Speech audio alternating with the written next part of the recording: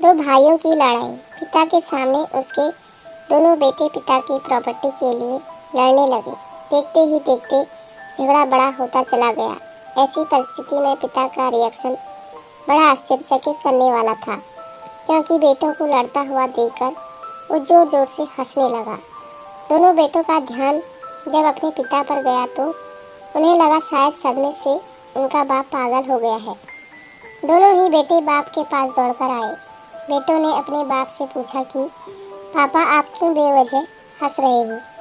उनके सामने उनके दोनों बेटे आपस में झगड़ा करते देखकर भी वह कैसे हंस सकते हैं? पिता ने मुस्कुराते हुए कहा, मैं इसलिए हंस रहा हूँ क्योंकि तुम दोनों बड़ी तुच्छ चीज़ों के लिए लड़ रहे हो। मेरे पास तो यहाँ से भी कई ज़्यादा कीमती प्रॉपर्टी अपने गांव में है। अगर तुम दोनों चाहो तो मैं तुम्हें वह प्रॉपर्टी दिखा सकता हूँ।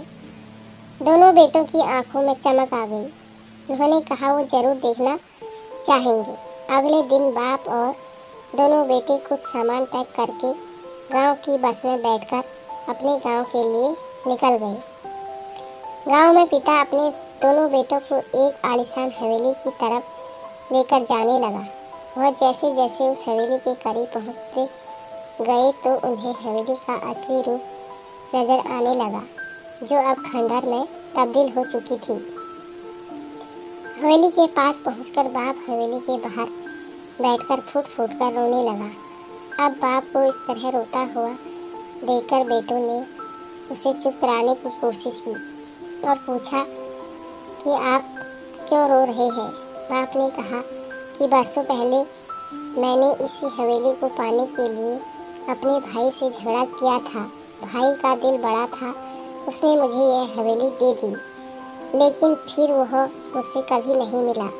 अब वह विदेश में जाकर रहता है और आज तक उसने मुझसे कभी बात नहीं की।